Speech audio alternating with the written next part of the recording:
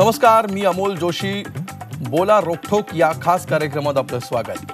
गेल्या 2 ते 3 महिन्यांपासून पालघर जिल्ह्यामध्ये भूकंपाचे धक्के बसत आहेत. सुरुवातीला या भागामध्ये सौम्य धक्के बसत होते, पण आता त्याची तीव्रता वाढायला लागली आहे. पालघर पट्ट्यातल्या अनेक गावातल्या हजारो नागरिकांमध्ये भूकंपाच्या या धक्क्यांमुळे दहशत निर्माण झाली आहे. गावकऱ्यांना रात्र उघड्यावर जागून काढावी लागते. भूकंपाच्या धक्क्यांमुळे पालघर जिल्ह्यातल्या नागरिकांचं जगणं अवघड झालंय. भूकंपाच्या या दहशतीमुळे कामधंदा बुडालाय. घर असून देखील पालघरमध्ये हजारो नागरिकांना बेघराचं जगणं जगावं लागतंय. प्रशासकीय यंत्रणेला जाग आली आहे, पण प्रशासकीय यंत्रणा मोठ्या भूकंपासारख्या नैसर्गिक आपत्तीसाठी सज्ज आहे का? घाबरलेल्या गावकऱ्यांना प्रशासकीय यंत्रणा आधार देईल का? असे अनेक प्रश्न याच्यातून निर्माण झालेले आहेत. आणि त्याचबरोबर या भूकंपाची कारणं काय आहेत? हा भूकंपाचा इतिहास आहे का? हा भूकंप इतर काही पुढच्या मोठ्या संकटांची चाहूल देणार आहे का? आणि याच्याच परिसराच्या जवळ असणाऱ्या मुंबईसारख्या शहराला सुद्धा या सगळ्या गोष्टींची चिंता करण्याची खरोखरच गरज आहे का? यासारख्या सगळ्या प्रश्नांचा वेध आज आपण घेणार आहोत भय इथले संपत नाही या खास कार्यक्रमात.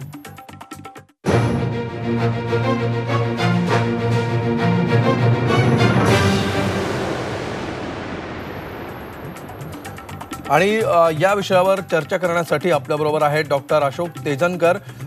तेजनकर हे डॉक्टर बाबासाहेब आंबेडकर मराठवाडा विद्यापीठाचे कुलगुरू आहेत आणि भूवैज्ञानिक आहेत. या विषयाचा त्यांचा गाढा अभ्यास आहे.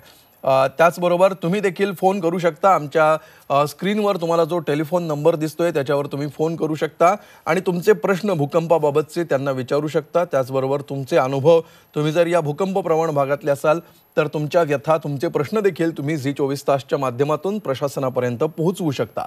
या चर्चेला आपण सुरुवात करूया, मात्र त्या अगोदर आपण बघूया एक रिपोर्ट.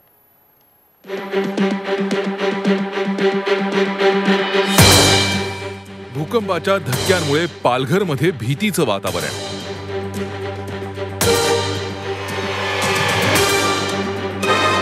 खबरदारी म्हणून एनडीआरएफच्या तुकड्या तैनात. गावकऱ्यांसाठी 200 तंबूंची व्यवस्था. पालघर जिल्ह्यातल्या डहाणू आणि तलासरी तालुक्यांना गेल्या 2 महिन्यांपासून भूकंपाचे धक्के बसतायत. शुक्रवारी दुपारी आलेल्या भूकंपाची रिश्टर स्केलवर 4.1 एवढी नोंद झाली. भूकंपाच्या धक्क्यांची तीव्रता वाढल्यानं प्रशासनानं पालघरमध्ये एनडीआरएफच्या तुकड्या तैनात केल्यात. भूकंपाची तीव्रता वाढल्यास बचाव कार्यासाठी उपयुक्त अशा सर्व यंत्रसामुग्रीसह एनडीआरएफची टीम पालघरमध्ये दाखल झाली आहे. धक्के आपल्याला रेग्युलरली जाणवतात आहे. हे जरी खरं असलं तरी पण प्रशासन त्यांच्या बाजूनी आहे. जे हाऊसेस डेब्युलेटेड आहेत, तडे गेलेले आहेत, रात्री कृपया अशा घरांमध्ये राहू नये. आम्ही जे टेम्पररी अरेंजमेंट त्यांच्यासाठी केलेली आहे त्या अरेंजमेंटमध्ये राहावं. आणि गव्हर्नमेंट बिल्डिंग्स ज्या की भूकंप प्रूफ बिल्डिंग्स आहेत, अशा बिल्डिंग्स अपन रिक्वेजिट केला है.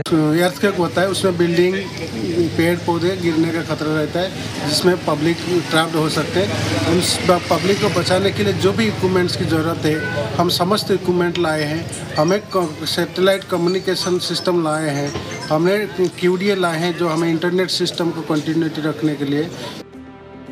सततच्या भूकंपाच्या धक्क्यांमुळे पालघर जिल्ह्यातली शेकडो घरं मोडकळी झाली आहेत. गावकरी रात्र उघड्यावर बसून काढतायत. अनेकांनी मोकळ्या जागेतच तात्पुरता निवारा उभारलाय. पण असंख्य गावकऱ्यांना हे शक्य नाही. त्यामुळे एनडीआरएफनं गावकऱ्यांसाठी तंबू आणलेत. ठंडी में ऐसे सोने से भी प्रॉब्लम होता है, तो हमने स्टेट गवर्नमेंट की तरफ, स्टेट डिजास्टर मैनेजमेंट की तरफ से हमें रिक्वेजिशन दिया गया था, जो हमने 200 टेंट्स लाए हैं पब्लिक के लिए, जो उसमें अपना परिवार के साथ रह सके. सततच्या भूकंपाच्या धक्क्यांमुळे गावकऱ्यांचं मनोबल खचू लागलंय. प्रशासकीय यंत्रणेनं गाव पातळीवर मदत यंत्रणा उभी केल्यास भूकंपासारख्या नैसर्गिक आपत्तीशी लढण्यासाठी गावकऱ्यांमध्येही बळ येईल. हर्षद पाटील, झी मीडिया, पालघर. तर आता आपण चर्चेकडे वळूया. आपल्याबरोबर डॉक्टर अशोक तेजनकर आहेत. ते स्वतः भूवैज्ञानिक आहेत आणि डॉक्टर बाबासाहेब आंबेडकर मराठवाडा विद्यापीठामध्ये कुलगुरू म्हणून ते कार्यरत आहेत. डॉक्टर तेजनकर, ज्या प्रकारे आता या भूकंपाचे धक्के यायला सुरुवात झाली आहे आणि केवळ एकदा नव्हे तर गेले 15 दिवस या भूकंपाची तीव्रता वाढत चालल्याचं दिसतंय. सातत्याने हे धक्के बसत आहेत आणि दिवसातून अनेकदा या भूकंपाचे धक्के जाणवत आहेत. काय नेमकी कारणं आहेत? काय नेमकं घडत असावं असा अंदाज आहे या संपूर्ण परिसरामध्ये?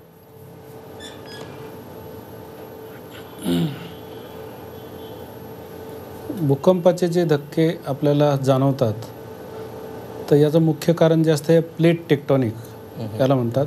जे खंड आहेत वेगवेगळे, हे पृथ्वीवर जे वेगवेगळे खंड दिसतात तर त्यामध्ये ओशॅनिक प्लेट वेगळे आहेत, कॉन्टिनेंटल प्लेट वेगळे आहेत. जसं अरबी समुद्राचे आणि साऊथ आफ्रिकन जे ओशन आहे ही जी प्लेट एक आणि दुसरी इंडियन प्लेट, तर ह्या दोन प्लेटच्या मधला जो मार्जिनल प्लेटचा भाग असतो त्या भागामध्ये हे एकमेकाकडे जात असल्यामुळं ह्या प्लेट एकमेकाच्या कडे जात असल्यामुळे एक प्लेट जी वजनदार आहे ती खाली जाते, जी हलकी असेल ती वरती राहते. यामध्ये कॉन्टिनेंटल प्लेटचं वजन कमी असतं खंडांचं, आणि मग हे घर्षण होत असताना त्या ठिकाणी व्हायब्रेशन तयार होतात आणि एनर्जी जी बाहेर पडते ते त्यामुळे भूकंप आपल्याला अशा भागामध्ये जाणवतात.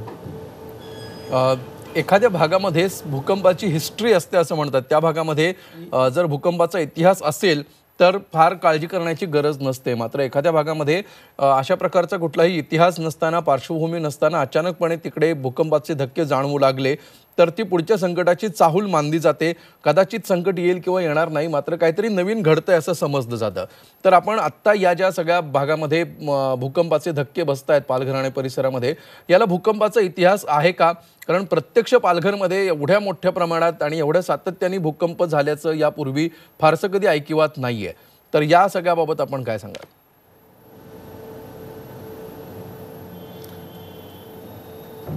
नाही, भूकंपाच्या बाबतीत आपण जर इतिहासाबद्दल बोलत असाल तर भूकंप कुठे होतात आणि कोणत्या भागात होत नाही यासाठी भारताच्या बाबतीत जर आपण भारताच्या खंडाच्या बाबतीत विचार केला तर 5 झोन याचे तयार करण्यात आलेले आहेत की जिथं तीव्रता जास्त असते आणि सातत्याने भूकंप होतात. जसा हिमालयाचा पट्टा आहे किंवा नंबर 2चा ज्या ठिकाणी अचानक भूकंप होतात, तर हा जो कोकणाचा भाग आहे तर हा नंबर 3च्या झोनमध्ये येतो.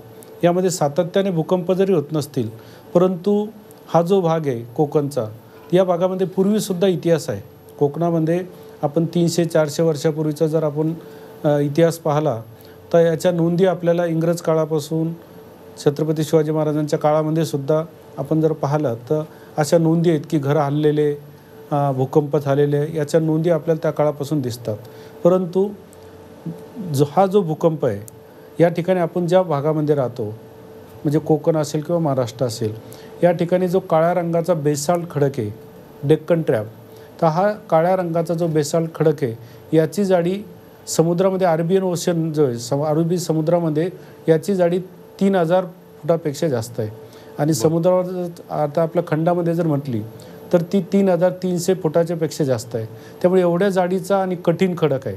हा एवढा कठीण आणि जाडीचा खडक एक ढालीसारखं काम करतो आणि त्यामुळं खालची जी एनर्जी येणारी असती ती एनर्जी थांबवण्याचं काम आणि त्याचे परिणामवरती कसे कमी होतील हे काम तो करत असतो. आणि त्यामुळे आपल्याकडे मोठे भूकंप झाल्याचा इतिहास नाही, परंतु 2.5, 3, 4पर्यंत भूकंप झाल्याचे आपल्याला कोकणामधील उदाहरणं आहेत, कोयनेच्या भागातली उदाहरणं आहेत, त्याच्यानंतर वारणा जे खोरे आहे तिथले उदाहरणं आपल्याकडे आहेत.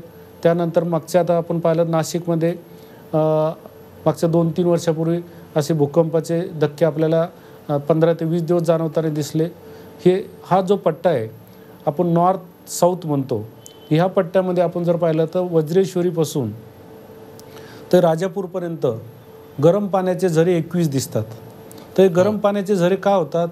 कारण ज्यावेळेस जे लाव्हाचं चेंबर असते त्या लाव्हाच्या चेंबरपासून जे गॅसेस वरती येतात ते गॅसेस ग्राउंड वॉटरमध्ये भूजलामध्ये मिक्स झाल्यानंतर ते पाणी गरम होते आणि हे खोलवरचे अशा क्रॅक असल्यामुळं, खोलवरचे असे सोर्सेस असल्यामुळं या ठिकाणी आपल्याला असं हॉट स्प्रिंग पाहायला भेटतात. महाराष्ट्रात आपल्याला ह्या ज्या हॉट स्प्रिंग दिसतात कोकणामध्ये तेवढ्या इतर भागामध्ये दिसणार नाही.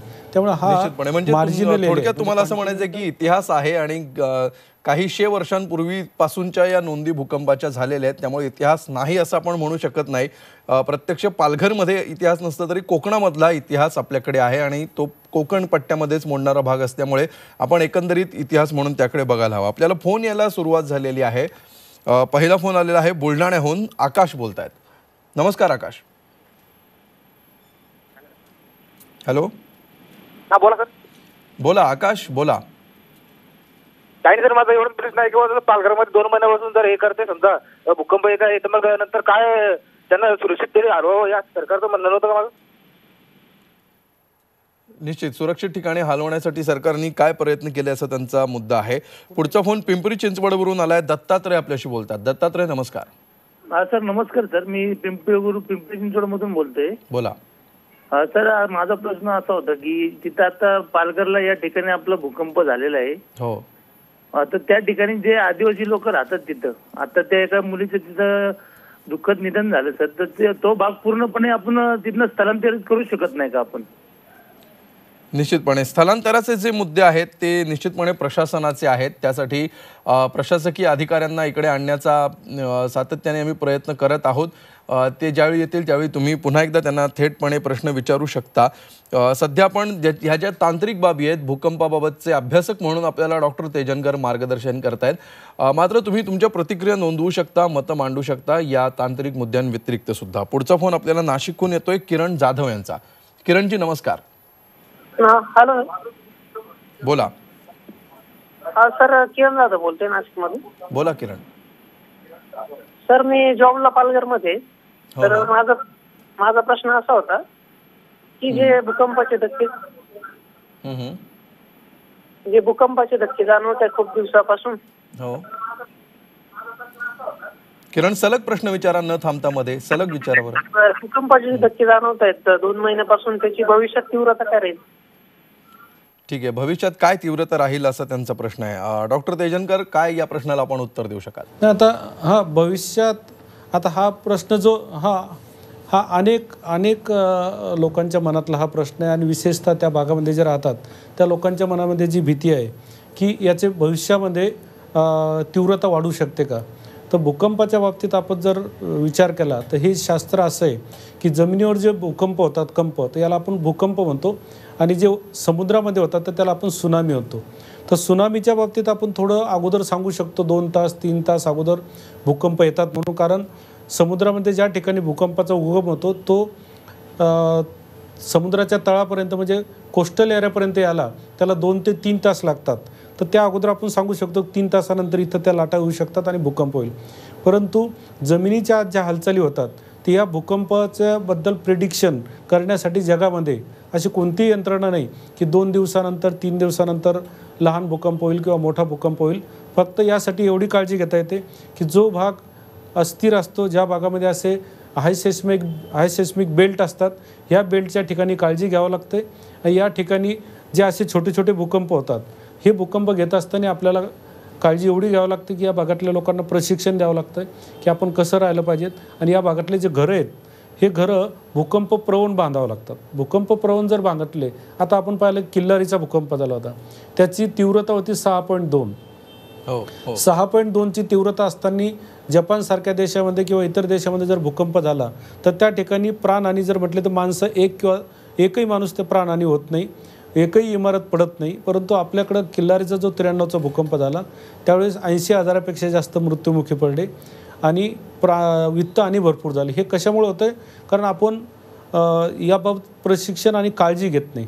जे घरं बांधायला भूकंप प्रवण एरियामध्ये जिथं थोड्या हालचाली होतात, स्ट्रक्चर जर युनायटेड असेल तर भूकंप जरी झाला तरी त्या ठिकाणी ते घर पडत नाही. आता मी माझं स्वतःचं उदाहरण सांगतो. मी 2016 मेच्या 30 मे 2016ला टोकियो या ठिकाणी होते या तारखेला. तर त्या दिवशी सायंकाळी 7:05 7.8 रिश्टर स्केलचा भूकंप आला. 7.8चा भूकंप जर म्हटलं तर सर्व घरं खाली पडू शकतात. परंतु मी आता त्या ठिकाणी असताना इमारती 40 मजली 30 मजली इमारती मी अशा हलताना पाहिल्या, म्हणजे जशा झोक्यामध्ये हलतात तशा. अच्छा. रूममध्ये बसलेलं असताना आपण जसं एखाद्या ट्रेनमध्ये बसतो असे घरं हलताना दिसले, पण स्ट्रक्चर युनायटेड असल्यामुळे ते खाली पडत नाही. यासाठी आपल्याला काळजी घेतली पाहिजेत, प्राणहानी होऊ नये म्हणून काळजी घेतली पाहिजेत. असे ज्यावेळेस भूकंपाचे छोटे छोटे धक्के येतात त्यावेळेस स्थलांतर केलं पाहिजेत आणि लाईट वेट असलेल्या घरामध्ये राहिलं पाहिजेत. टेंट असलेल्या ठिकाणी राहायची व्यवस्था केली पाहिजेत, जेणेकरून जे वर्ष मोठालं स्ट्रक्चर आपल्याकडे दगड असतात ठेवलेले, मातीच्या भिंती असतात व भिंतीवर पत्राचे घरं असताना वरती दगड ठेवलेले असतात, तर ह्या थोड्या हालचालीमुळे हे खाली पडतात आणि त्यामुळे मोठ्या प्रमाणात प्राणहानी होऊ शकते. ही जर काळजी घेतली तर आपण वित्तहानी आणि प्राणहानी कमी करू शकतो.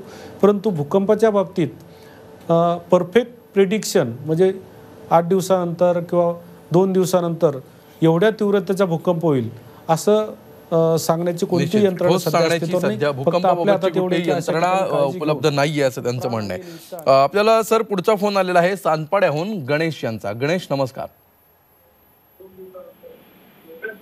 हॅलो हॅलो गणेश नमस्कार, बोला. नमस्कार साहेब. नमस्कार बोला. साहेब. ते पालघर मध्ये जे भूकंप आलेला आहे ते ह्या थंडीमुळे आला का कशामुळे आला? त्याचं कारण म्हणजे काय, त्याचं काय? ठीक आहे, थंडीचा काही संबंध आहे का डॉक्टर तेजनकर? थोडक्यात याविषयी सांगा.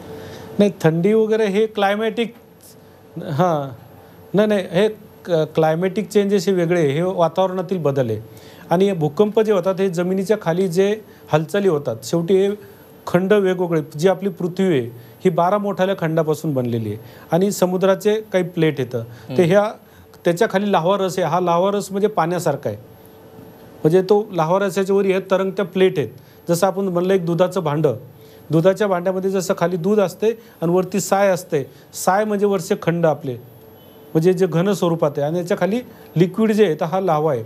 याची जी लांबी आपण जर डायमीटर पाहिला पृथ्वीचा तर हा 12,500 किलोमीटरचा आहे. म्हणजे रेडियस जर घातला तर 6,035 किलोमीटरचा. 6,035 पैकी फक्त 90 किलोमीटर घन स्वरूपात आहे. आणि हे घन स्वरूपातले खंड एकमेकाकडं आणि एकमेकाच्या दूरच्या दिशेनं वाहत असतात. आणि ज्यावेळेस ते एकमेकाच्या जवळ येतात त्यामुळे कॉम्प्रेशनल फोर्सेस तयार होतात. दूर जातात त्यावेळेस टेन्शनल फोर्सेस तयार होतात. आणि ही जी एनर्जी आहे ही एनर्जी बाहेर पडायचा प्रयत्न करते. आणि ज्यावेळेस बाहेर पडते त्यावेळेस धक्के लागून आपल्याला जर ते लाव्हा वरती आला तर होलक्यानं होतो. आणि ज्यावेळेस लाव्हा वरती येऊ शकला नाही त्यावेळेस त्या धक्क्यामुळे त्याचं व्हायब्रेशन होतं, त्याला आपण भूकंप म्हणतो. तर वातावरणातल्या थंडीचा या भूकंपाशी काही संबंध नाही. भूगर्भातल्या हालचालींमुळे या सगळ्या घडामोडी घडत असतात. आपल्याला राहुल यांचा पुढचा फोन आलेला आहे, ते जळगाववरून बोलतायत. राहुल नमस्कार. नमस्कार सर, मी जळगाववरून बोलतोय. बोला सर. माझा प्रश्न तेजनकर सरांना असा होता की आता पालघरमध्ये सध्या परिस्थितीत जे भूकंप होत आहेत त्या परिस्थितीमध्ये तिथल्या रहिवाशांनी काय विशेष खबरदारी घेतली पाहिजे, हो, आणि किती रिश्टर स्केलच्या पुढे येणारा भूकंप हा तिथला नुकसानदायक ठरू शकतो? ठीक आहे, याचं उत्तर आपण घेऊया. त्यापूर्वी सुमित यांचा अजून एक फोन येतोय पालघरवरून. सुमित नमस्कार. हा नमस्कार. बोला. माझा प्रश्न असा आहे की म्हणजे पालघरमध्ये जे भूकंप होत आहेत तर ते मागे पुढे भविष्यात दुसऱ्या आजूबाजूच्या गावांना म्हणजे त्यांचा काही त्रास होऊ शकतो का, असा माझा प्रश्न. ठीक आहे, आजूबाजूच्या गावांना त्रास होऊ शकतो का? ठीक आहे, पुढचा फोन आहे बुलढाण्याहून प्रकाश यांचा. प्रकाश नमस्कार. नमस्कार सर. विचारा. आपण या भूकंप परिसरामध्ये असा रामबाण पर्याय करू शकत नाही का सर? भूकंपाला थांबवू शकत नाही का? ठीक आहे, आपण या तिन्ही प्रश्नांची एकत्रित उत्तरं घेऊया. डॉक्टर तेजनकर, पहिला आहे की खबरदारी काय घ्यायला हवी. दुसरा प्रश्न होता की आजूबाजूला कुठपर्यंत याचे परिणाम आजूबाजूच्या परिसरात जाणवतील. आणि तिसरा प्रश्न आहे की कायमस्वरूपी हा भूकंप येऊच नाही यासाठी आपण काही करू शकतो का?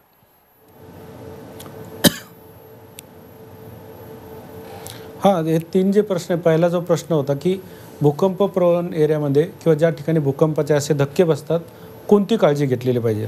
तर यासाठी आपण काळजी जी घ्यायची आहे तर अशा रात्रीच्या वेळेस अशा ठिकाणी आपण झोपायचं की ज्या ठिकाणी छत हे लाईट वेट असलं पाहिजेत, किंवा घर जे हे घर युनायटेड असलं पाहिजे. आता बरेच घरं आपल्याकडे मातीचे बांधलेले असतात, तर मातीचे घरं किंवा घराच्या वर पत्राच्या वर दगड टाकलेले असतील अशा ठिकाणी न राहता शेल्टरमध्ये आपण शिफ्ट द्यायला पाहिजेत. किंवा घर बांधतानीच आता ते येणाऱ्या काळात काळजी घ्यावं लागेल. घर बांधतानीच हे युनायटेड असलं पाहिजे, एकमेकाला ते अटॅच असलं पाहिजेत. म्हणजे एक भिंत आणि दुसरी भिंत ही कॉलमनी जोडलेली असली पाहिजेत. तर अशा स्वरूपात जर घर बांधलं तर 6 इंटेन्सिटी 6.5 इंटेन्सिटीचा जरी भूकंप आला तरी या घरांना तडे पडत नाही आणि ते घर पडतसुद्धा नाही.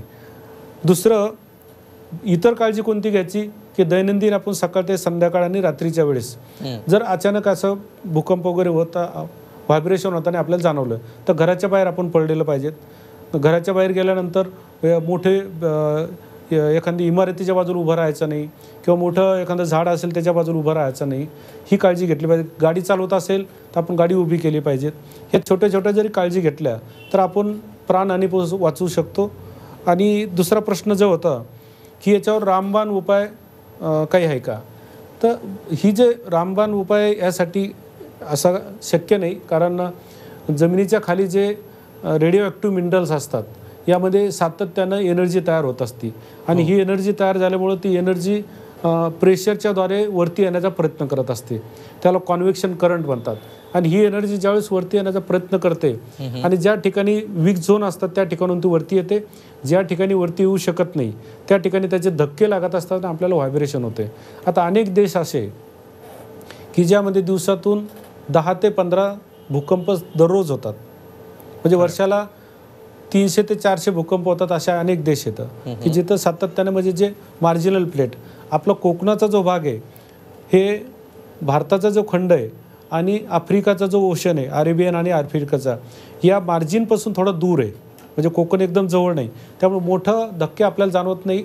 छोट्या स्वरूपाचे धक्के जाणतात. परंतु या प्लेट ज्यावेळेस एकमेकाकडे येतात त्यावेळेस ते घर्षण होत असते आणि त्या घर्षणामुळं आणि त्या एनर्जीमुळे असे व्हायब्रेशन होतात. रामबाण उपाय असा ही एनर्जी एवढ्या मोठ्या स्वरूपात असते की आपण हिरोशिमा नागासाकीचा जो बॉम्बच्याबद्दल आपण उल्लेख करतो तर एक छोटा अर्थक्वेक जरी झाला ज्याची इंटेन्सिटी 4.5 आहे तर त्याच्यामधून निघणारी ऊर्जा ही हिरोशिमा नागासाकीच्या वेळेस जो बॉम्ब टाकला त्यापेक्षा कितीतरी जास्त पटीने असते. एवढी एनर्जी आपण ती थांबवू शकत नाही. याला फक्त एवढंच आहे की आपण काळजी करायची, तशा प्रकारचे घरं बांधायचे आणि दैनंदिन वापर करताना जर आपण ह्या छोट्या काळजी जर घेतल्या तर आपलं प्राणहानी आणि वित्तहानी आपण कमी करू शकतो. निश्चितपणे. ठीक आहे. अजून एक जाता जाता म्हणजे आपल्याला ब्रेकवर जायचं आहे, मात्र त्यापूर्वी एक प्रश्न असा आहे की तुम्ही कशा प्रकारे घरांची रचना असली पाहिजे हे तुम्ही सांगितलं, मात्र अशा प्रकारची घरांची रचना आपल्याकडे सध्या नाहीये. पालघर परिसरामध्ये अशा कुठल्याही प्रकारची काळजी घेऊन ही घरं बांधलेली नाहीयेत. तर अशा परिस्थितीमध्ये सध्या जी घरं बांधलेली आहेत अनेक ठिकाणी अनधिकृत बांधकामांचा सुद्धा प्रश्न आहेत. अत्यंत लागून ही सगळी घरं बांधलेली आहेत अनेक ठिकाणी. तर अशा परिस्थितीमध्ये किती रिश्टर स्केलचा भूकंप आला तर त्या ठिकाणी जीवितहानी होऊ शकते सध्या ज्या प्रकारची घरं आहेत त्या परिस्थितीत?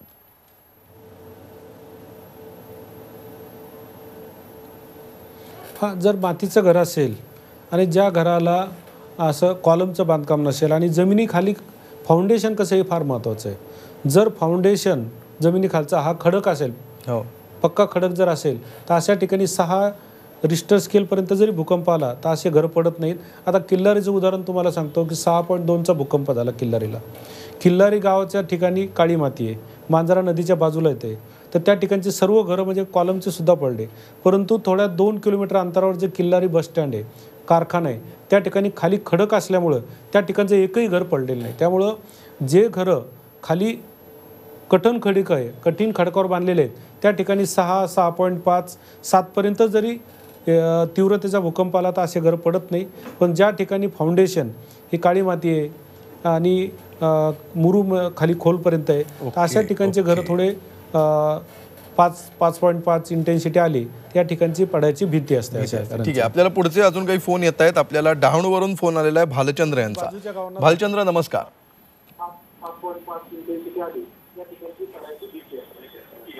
भालचंद्र, टीव्हीचा आवाज बंद करा तुमच्या आणि सलग प्रश्न विचारा.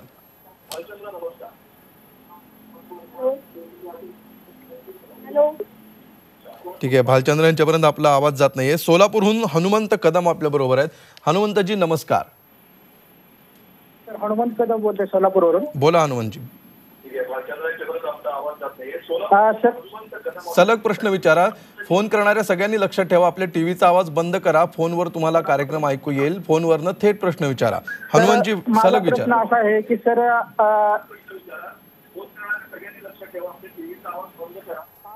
आपण जर भूकंप आल्यानंतर आपल्याला जे आपल्या पर्सनल त्यांना इंजुरी वगैरे होते आणि त्या इंजुरीसाठी बाबा प्राथमिक उपचार म्हणून आपल्याजवळ आपल्या घरामध्ये काहीतरी फर्स्ट एड किंवा काहीतरी उपाय असाव्या आणि सरकारने कुठल्याही घर बांधताना व्यवस्थितरित्या बांधकामाची व्यवस्थित पाहणी झालेली असावी असे बांधकाम अधिकारी विभागामार्फत. निश्चितपणे तुम्ही याबाबत हे तुमचं मत आहे. ठीक आहे. डहाणूवरून भालचंद्र यांचा पुन्हा एकदा आपल्याला फोन आलेला आहे. भालचंद्रजी नमस्कार. हॅलो भालचंद्रजी. हॅलो. ठीक आहे. त्यांच्यापर्यंत आवाज जात नाहीये. विरारवरून आपल्याबरोबर संजना जाधव आहेत. त्यांच्याशी आपण बोलूया. अंजना जाधव आहेत. अंजनाजी नमस्कार. हा सर, मला प्रश्न विचारायचा आहे सरांना की आता जो भूकंप झालेला आहे तो पालघर पासून म्हणजे पुढे काही होणार आहे की म्हणजे विरारला पण होऊ शकतो, असं काही शक्यता आहेत का? ठीक आहे, याचं उत्तर आपण घेऊया सरांकडून. एका ब्रेकची वेळ झालेली आहे, एक ब्रेक घेऊया आणि ब्रेक नंतर ही चर्चा आपण पुढे नेऊया. तुम्ही देखील तुमचे प्रश्न, तुमच्या शंका आणि तुमची मतं मांडू शकता. ब्रेक घेऊया आणि ब्रेक नंतर भेटूया. पाहत रहा झी24 तास.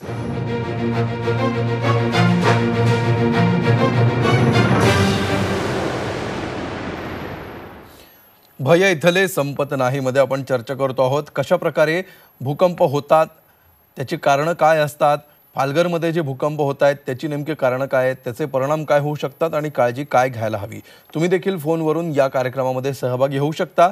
तुमचे प्रश्न, तुमच्या शंका तुम्ही विचारू शकता. चर्चा पुढे नेण्यापूर्वी आपण एक बातमी बघूया. पालघर जिल्ह्यामध्ये दोन महिन्यांपासून भूकंपाचे धक्के बसत आहेत. सततच्या भूकंपाच्या धक्क्यांमुळे पालघर जिल्ह्यातले नागरिक दहशतीत आहेत. घरात तासभर थांबण्याची हिंमत देखील आता नागरिकांमध्ये उरलेली नाही. पालघरमधल्या भूकंप प्रवण गावातनं झी मीडियाचे प्रतिनिधी कपिल राऊत यांनी केलेला हा स्पेशल रिपोर्ट आपण बघूया.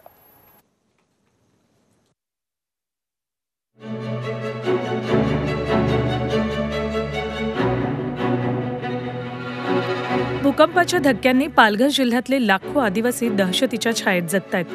भूकंपाच्या धक्क्यांच्या खाणाखुणा इथल्या प्रत्येक गावात दिसतात. गावातल्या बहुतांश घरांच्या भिंतींना तडे गेलेत. काही घरं कोसळण्याच्या मार्गावर आहेत. गावकऱ्यांनी त्यांच्या घरातलं सामान सुमान घराबाहेर आणून ठेवलंय. घरात कुणाचीही झोपण्याची हिंमत होत नाही. आता पण हादरे बसत आहेत आणि लोकांना एवढी भीती निर्माण झालेली आहे की लोक सगळे बाहेर झोपत आहेत आणि त्यांनी हे तंबू वगैरे टाकलेले आहेत. काही लोक ह्या भागातले लोक गाव सोडून आणि ते काही बाहेर निघून गेलेले आहेत. प्रशासनाची काहीच मदत नाही. त्यांनी भेट दिली फक्त एकदा भेट दिलेली आहे. त्यांची काहीच मदत झालेली नाही आम्हाला. भूकंप वारंवार येतो म्हणून घरी घाबरतात सर्व आई वडील, म्हणून ते घरामध्ये थांबतच नाही. शेतावरती जातात दिवसाभर, संध्याकाळी येतात. संध्याकाळी पण कधी येईल त्याचा पण भरोसा नाही राहत. जेवायचा टाईम राहील, कधी पण राहील, कधी पण येतो अचानक भूकंप, म्हणून बाहेर झोपावं लागतं आम्हाला.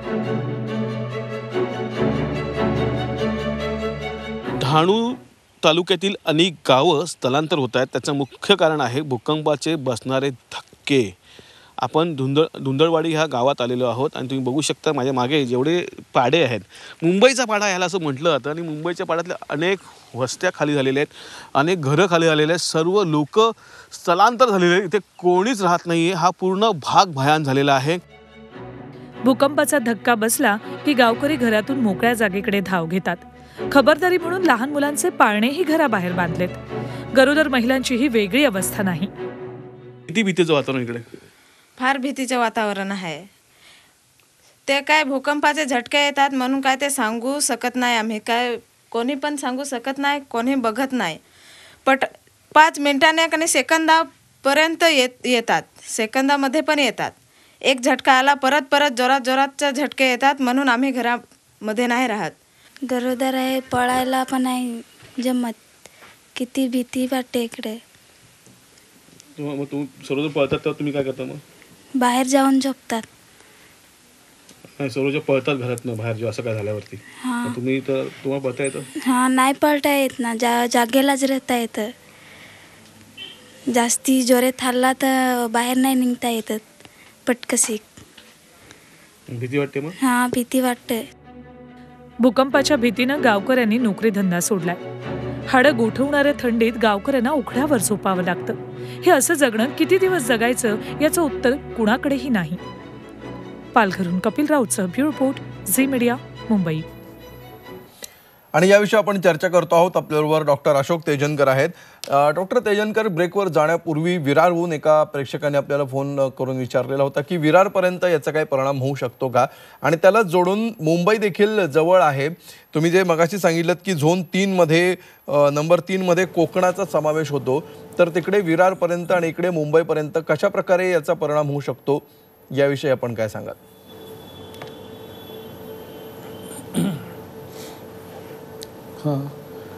हा जो कोकणाचा पट्टा आहे, ह्या पट्ट्याचा जर आपण विचार केला तर हा डेक्कनचा पठार आहे. डेक्कन ट्रॅप आपण याला म्हणतो.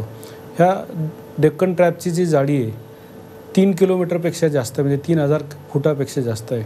आणि हा कठीण आहे आणि याचे थर आडवे आहेत. याच्या खाली खालचा जो खडक आहे तो आर्कियन्स तो फार जुना आहे. त्याच्यामध्ये क्रॅक्स आहेत, जॉईंट्स आहे, फोल्ड आहे, फॉल्ट आहेत. ह्या आर्कियन खडकामध्ये ज्या हालचाली होतात त्या हालचालीचा परिणाम होऊन वरचा जो आपल्याला हादरे जाणवतात आणि त्याला आपण भूकंप म्हणतो. तर या आपण किती दूरपर्यंत म्हणता तर हे जे आडवे थर असल्यामुळं जसं इतर भाग जे भारतातील त्या ठिकाणचे खडक जर पाहिले तर थोड्या अंतरावर सुद्धा याचा परिणाम होऊ शकतो.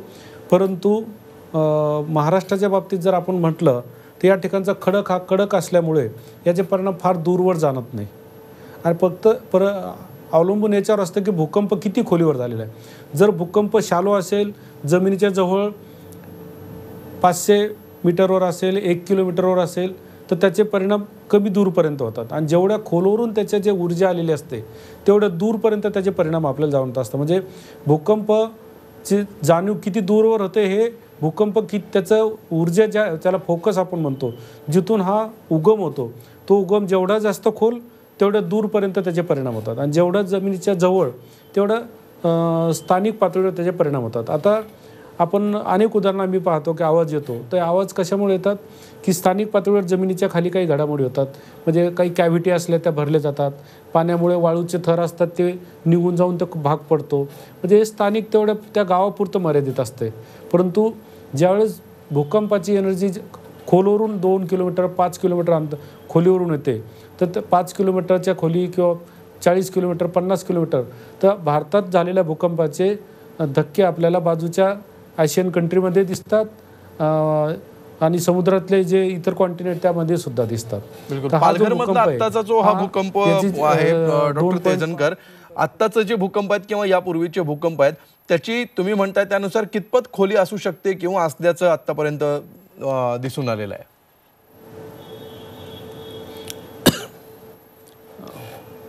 या भागातले जे भूकंप असतात हे जी प्लेट आहे भारतीय आणि समुद्राची, ह्या प्लेटच्या मार्जिनपासून हा कोकणाचा भाग दूरवर आहे. त्यामुळे जास्त त्याचे तीव्रता इथं जाणवत नाही. आणि जे हॉटस्प्रिंग मी जे तुम्हाला अगोदर सांगितलं ते हॉटस्प्रिंगसारखे खाली जे क्रॅक्स असतात, फ्रॅक्चर असतात, या फ्रॅक्चरमधूनही एनर्जी येत असते. तर ही जास्त ज्या ठिकाणी ज्या खोलीवरून न येत असल्यामुळे स्थानिक पातळीवर आपलं जाणवतं. आणि ज्या ठिकाणी ही जास्त खोलीवरून येते त्या ठिकाणी त्याचे परिणाम 2-3 जिल्ह्यापर्यंत जाणवतात. आता मागच्या 2-3 महिन्याचं जर उदाहरण आपण पाहिले तर पालघरच्या ठिकाणचे स्थानिक असल्यामुळं आज आपल्याला दूरपर्यंत त्याचे परिणाम जाणवत नाही. पण एकंदरीत एवढं सांगू शकतो मी की महाराष्ट्रामधला जो खडक आहे आणि मुंबई ज्या ठिकाणी बसलेली हा खडक एकदम काळा आणि कठीण खडक आहे. त्यामुळे याचे व्हायब्रेशन हे फार मोठा भूकंप आल्याशिवाय या ठिकाणी जाणवत नाही. त्यामुळे स्थानिक पातळीवर आपले असे व्हायब्रेशन झालेले जाणवतात. ठीक आहे, आपल्याला नाशिकवरून फोन आलेला आहे. बादल लाड आपल्याशी बोलतात. बादलजी नमस्कार. हा नमस्कार सर. बोला सर. माझा असा प्रश्न आहे, काल जो भूकंप झाला जे हादरे बसले त्याच्यामध्ये काही वेळेस सांगितलं 5 किलोमीटर अंतरावर किंवा 10 किलोमीटर अंतर अशा पद्धतीने हादरे बसले. तर नेमकं कारण काय? 5 किलोमीटर आपण सांगतो तिथून जर भूकंप केंद्रबिंदू मानत असतो तर केंद्रबिंदू मध्ये असेल ना पृथ्वीच्या गाव्यात. ठीक आहे, याचं उत्तर आपण घेऊया. याचं निम्म उत्तर आत्ता तुमच्या आधीच्या उत्तरामध्ये त्यांनी दिलेलं आहेच, मात्र तरी पण या प्रश्नाचं उत्तर त्यांच्याकडून अजून आपण घेऊ. पुण्यावरून नंदकुमार यांचा पुढचा फोन आहे. नंदकुमार नमस्कार. सर नमस्कार. बोला. हा सर, माझा प्रश्न असा आहे की पाण्याच्या ज्या ओलसर ठिकाणी जे आहेत तर ते ओलसर ठिकाणी जास्त भूकंपाचे धक्के जाणवतात.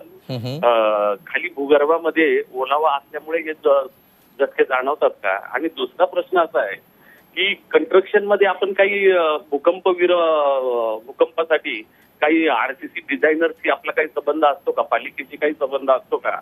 आणि सर एक तिसरा प्रश्न असा आहे सर, भूकंप हा पक्ष्यांना जास्त लवकर कळतो. शहरामध्ये आपण काही याची व्यवस्था केलेली आहे का? Thank you sir. ठीक आहे, या सगळ्या प्रश्नांची उत्तर आपण घेऊया. डॉक्टर तेजनकर. ठीक आहे, यांनी चांगले प्रश्न यांनी जे प्रश्न विचारले ते हे चांगले की पहिलं ओलसर ठिकाणी आणि जिथं वाळू आहे माती अशा ठिकाणी जास्त जाणवतोय. हा या ठिकाणी यामुळे जास्त जाणवतो कारण ज्या ठिकाणी तुमचं बांधकाम असेल, जिथं घर असेल त्या ठिकाणी जर खडक असेल तर त्या ठिकाणची व्हायब्रेशन हे कमी होतात आणि ज्या भागामध्ये वाळू असेल, काळी माती असेल, या ठिकाणचे व्हायब्रेशन सहजासहजी होतात. म्हणून ज्या भागामध्ये नदी आहे, नाले आहे, त्याच्या बाजूला काळी माती आहे, या ठिकाणी भूकंपाची तीव्रता जास्त जाणवते. म्हणजे भूकंप एका तीव्रतेचा जरी असला तर काळ्या मातीच्या ठिकाणी घरं जास्त पडतात, आणि ज्या ठिकाणी खाली जमिनीवर कठीण खडक आहे त्या ठिकाणचे घरं कमी तडे पडतात किंवा पडतसुद्धा नाहीत. दुसरा प्रश्न विचारलं म्हणजे घरं बांधताना खाली फाउंडेशन हे कडक असणे फार महत्त्वाचं आहे. काळ्या खडकावर जर असेल तर 6, 6.5, 7पर्यंत इंटेन्सिटीचा भूकंप जरी झाला तरी अशा ठिकाणी घरं पडण्याची तीळमात्र म्हणजे शक्यता नसते. परंतु काळी माती जर असेल तर 5.5, 6पासून सुद्धा या तीव्रतेचा भूकंप असेल तर तिथले घरं लवकर म्हणजे क्रॅक पडतात आणि पडू शकतात. दुसरं त्यांनी सांगितलं की बांधकाममध्ये आता टेक्नॉलॉजी आलेले आहेत. म्हणजे 7.8चं मी तुम्हाला सांगितलं, मी तो भूकंप अनुभवलेला आहे. 7.5 इंटेन्सिटी असलेला जरी भूकंप झाला तरीसुद्धा घरं पडत नाही. त्यासाठी भूकंप प्रवण असं बांधकाम करता येते. आर्किटेक्ट तसं स्ट्रक्चर तुम्हाला बनवून देतात, आर्किटेक्ट तसा प्लॅन तुम्हाला बनवून देतात. त्या पद्धतीचे जर घरं बांधले तर पूर्ण घर हालेल परंतु घर खाली पडत नाही. असे अनेक उदाहरणं आपण जगामध्ये पाहतो. रस्तेसुद्धा जर रस्ता असेल तर तो पूर्ण युनायटेड असतो. म्हणजे रस्ता जरी हलला तर तो मागं पुढं जातो परंतु बाजूला त्याला रस्त्याला क्रॅक पडत नाही. म्हणजे स्ट्रक्चर जर युनायटेड असेल, एकत्रित असेल तर पूर्ण स्ट्रक्चर हलतं आहे परंतु ते खाली पडत नाही. तर यासाठी असं आर्किटेक्ट लोक तुम्हाला प्लॅन बनवून देतात आणि त्या पद्धतीचं जर बांधकाम झालं तर 6, 6.5, 7पर्यंत जरी तीव्रतेचा भूकंप झाला तर अशा घरांना कोणताही धोका नसतो, तिथं क्रॅक पडत नाही, ते घरं पडत नाही. त्यांनी तिसरा प्रश्न त्याच्यात सगळं विचारलं होतं की पक्ष्यांना हे कळतं आहे. हे बरोबर आहे, कारण पक्षी असेल किंवा आपले जनावरं असतील किंवा साप असतील किंवा कुत्रेसुद्धा असतील तर यांना सेन्सेशन आपल्यापेक्षा जास्त असते. त्यामुळे ज्या ठिकाणी असे व्हायब्रेशन होत असतात, जमिनीच्या खाली असे हालचाली होतात तर त्याचे जे गॅसेस बाहेर पडतात त्या गॅसची संवेदना ही आपल्या अगोदर ही पक्ष्यांना कळत असते. त्यामुळे ते विचित्र हालचाली करतात. जनावरंसुद्धा काही कुत्रेसुद्धा तशा पद्धतीच्या हालचाली करताना आपल्याला जाणवतात. पण एवढं सूक्ष्म ऑब्झर्वेशन हे मानव करत नाही. हे जर पाहिलं आपण तर पण ते काही सेकंद अगोदर करत असतात, काही मिनटं अगोदर करत असतात. त्यामुळे एवढ्या काही सेकंदात पुन्हा काही बदल करणे हे आपल्या हातात नसते.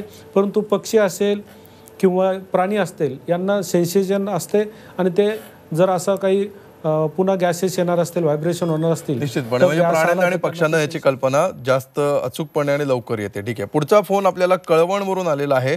अनिल आपल्याशी बोलतायत. अनिलजी नमस्कार. अनिल, ठीक आहे, अनिल यांच्यापर्यंत आवाज पोहोचत नाहीये.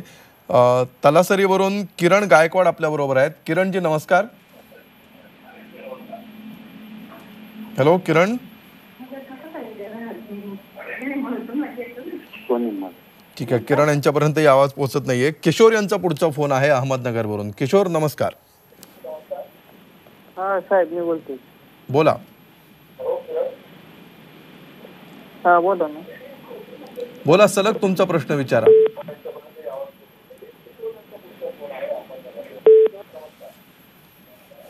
किशोरजी सलग तुमचा प्रश्न विचारा न थांबता.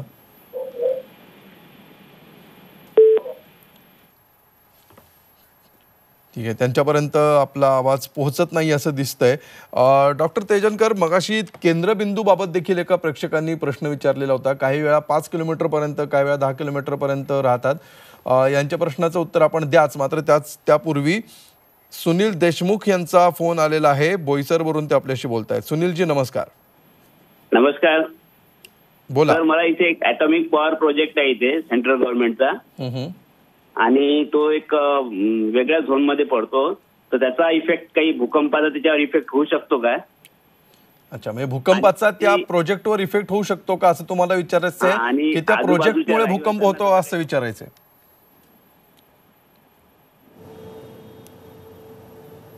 सुनीलजी, हा, भूकंपामुळे त्या प्रोजेक्टवर परिणाम होईल असं तुम्हाला विचारायचं आहे का त्या प्रोजेक्टमुळे भूकंप होऊ शकतो का असं विचारायचं? भूकंपाचा त्या प्रोजेक्टवर काही परिणाम होईल का आणि त्याचा रहिवाशांना काही फरक पडेल का? कारण की त्याच्यामधून रेडिएशन बाहेर पडतात.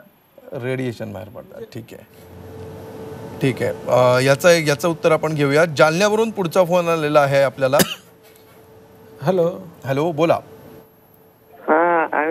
डॉक्टर मारुती बोलतात, बोला. हॅलो, बोला डॉक्टर. आम्ही डहाणूवरून बोलतोय. बोला. तर प्रश्न असा आहे की आम्ही समुद्राच्या कड्याला राहतो, तर मग भूकंपाच्या धक्क्यांचा परिणाम जास्त होईल का कमी होईल?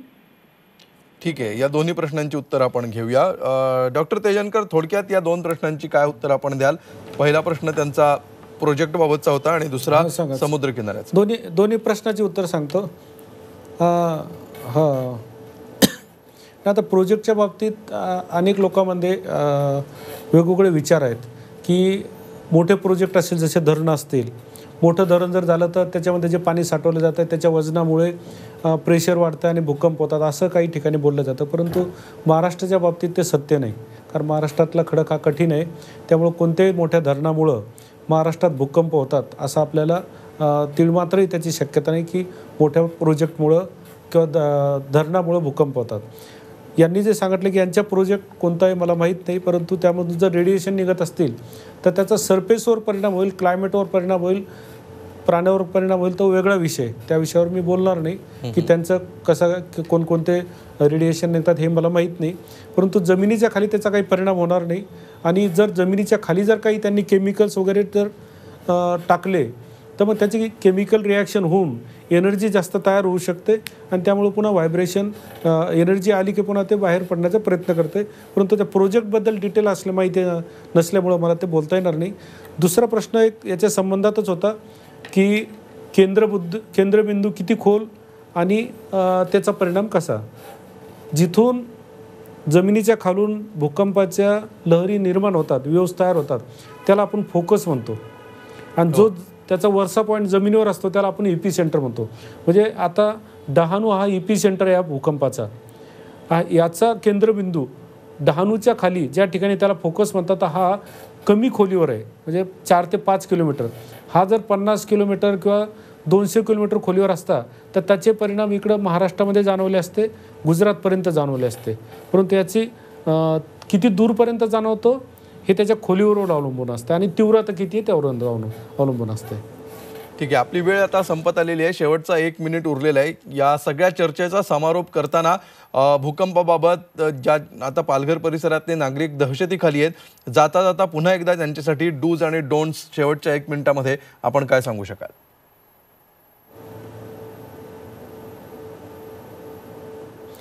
या बाबतीत मी फक्त नागरिकांना एवढंच सांगू शकतो की आपण ज्या भागामध्ये राहत आहोत तर भूकंप कधी येईल, किती मोठा होईल हे आपण जरी सांगू शकलो नाही, पण आपण काळजी घेऊ शकतो. आपण एवढी जरी काळजी घेतली की मातीचे बांधलेले असतील किंवा जे घरं कच्चे असतील अशा घरामध्ये रात्रीच्या वेळेस झोपायचं टाळणं आणि मोकळ्या मैदानात दिवस काम करत असताना जर आपण मोकळ्या मैदानाच्या ठिकाणी काम केलं तर आपल्याला घाबरण्याचं काम नाही. कारण शेवटी आपण काळजी जर घेतली तर आपण नुकसान टाळू शकतो. शेवटी भूकंप कधी येणार, किती मोठा होणार याच्यापेक्षा आपण आज त्याची काळजी जर घेतली तर आपण याच्यातून दैनंदिन तुम्हाला जे आपले कामं येतं त्याच्यातून ते करता येतील आणि मार्ग काढता येईल. मोठा भूकंप या भागामध्ये यापूर्वी झालेला नाही, त्यामुळं किती मोठा भूकंप कधी येईल किंवा आत्ता येईल किंवा उद्या येईल हे सांगता येत नाही. परंतु आपल्याकडचा खडक चांगला असल्यामुळं इथे मोठा भूकंप होण्याची शक्यता नाही एवढं आम्हाला सांगता येतं. निश्चितपणे मोठा भूकंप होण्याची शक्यता आत्तापर्यंतचा इतिहास आणि त्या भागातला खडक या गोष्टींचा विचार करता कमी आहे. त्यामुळे नागरिकांनी घाबरून जाण्याची गरज नाही, मात्र काळजी घेणं अत्यावश्यक आहे. ती काळजी काय घ्यायला हवी हे याचं मार्गदर्शन आत्ता आपण केलं. भूकंपाबाबतच्या अनेक प्रश्नांना गेल्या तासाभरापासून डॉक्टर अशोक तेजनकर यांनी अत्यंत समर्पक आणि अभ्यासपूर्ण अशी उत्तरं दिलेली आहेत. डॉक्टर तेजनकर, खूप खूप धन्यवाद तुम्हाला. तुम्ही आमच्या कार्यक्रमात आलात आणि आमच्या प्रेक्षकांना हे सविस्तर मार्गदर्शन केलं त्याबद्दल. आणि यानंतर बोला रोकटोकमध्ये आम्ही इथेच थांबतो आहोत. ताज्या बातम्यांसाठी पाहत रहा झी24 तास. रहा एक पाऊल पुढे.